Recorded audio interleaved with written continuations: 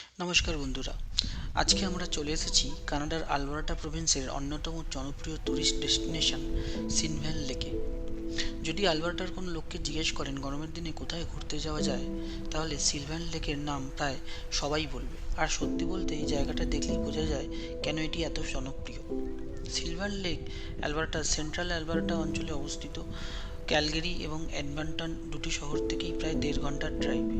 Red deer শহর থেকে মাত্র 25 কিলোমিটার দূরে অবস্থিত এই সুন্দর লেকটি প্রায় 15 কিলোমিটার লম্বা একটি ফ্রেশ ওয়াটার লেক।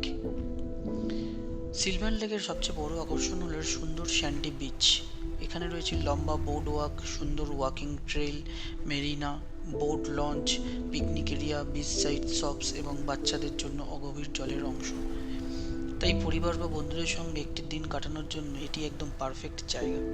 আপনি চাইলে এখানে কয়েক ঘন্টা আরাম করে কাটাতে পারেন, আবার পুরো দিনের জন্য প্ল্যান করতে পারেন।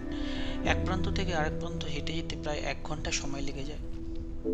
আমাদের ট্রিপের অন্যতম আকর্ষণ ছিল সেলভিন লেকের বোটিং করার প্ল্যান। আমরা সান স্পোর্টস রিক্রিয়েশন লিমিটেড থেকে বোট বুক করেছিলাম। ওদের সঙ্গে কথা বলে প্রায় 7 দিন আগে থেকে বোট বুকিং করতে হয়। ওদের কাছে বিভিন্ন ধরনের বোট পাওয়া যায়, যেমন 4 seater pedal boat, 7 seater boat, 10 seater speed boat. আপনারা চাইলে গুগলে সান স্পোর্টস রিক্রিয়েশন লিমিটেড সার্চ করে ফোন নম্বরে কল করে বুকিং করতে পারেন।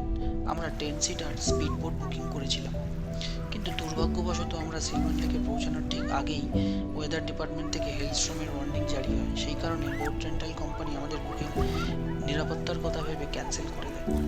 আমরা প্রায় 30 মিনিট অপেক্ষা করেছিলাম, কিন্তু আবহাওয়া কিছুটা ভালোও হয়ে গিয়েছিল, কিন্তু সেফটির কারণে ওরা আর বোটিং করার অনুমতি দেয়নি। অবশ্য সব সেফটিটাই সবার আগে, তাই আমরা এই সিদ্ধান্তটা মেনে নিই। তারপর আমরা হেঁটে লেকের অন্য প্রান্তে চলে যাই, যেখানে বোটগুলো ডক করা থাকে। এই দিকটায় সুন্দর বালির ব্রিজ রয়েছে, আর পুরো পরিবেশটা অনেকটা সমুদ্র সৈকতের মতো লাগে। আমরা একটু জলে নেমে পা ভিজিয়ে নিলাম, কিছু সুন্দর ফটো তুললাম আর কিছু ভিডিও শ্যুট করলাম। সত্যি বলতে বোটিং না করতে পারলেও জায়গাটার সৌন্দর্য আমাদের একটুও হতাশ করেনি। এরপর আমরা পার্কিং এরিয়ার সামনে থাকা সুন্দর মিউজিক স্কালচারের কাছে গেলাম। এখানে অনেকেই ছবি তুলছিলেন, সেলফি নিচ্ছিলেন এবং রিল বা শর্টস ভিডিও বানাচ্ছিলেন। আপনারা এলে অবশ্যই এই জায়গাটায় স্পটে বা ছবি তুলতে কিছুটা ভুলবেন না। যারা নিজের গাড়িতে আসবেন তাদের জন্য পার্কিংয়ের দরটা বলে রাখি।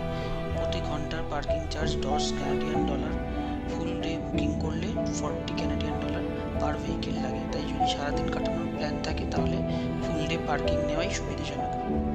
সব মিলিয়ে সিলভিন লেকের কাছে আমাদের দারুণ একটি সামার ডেস্টিনেশন মনে হয়েছে।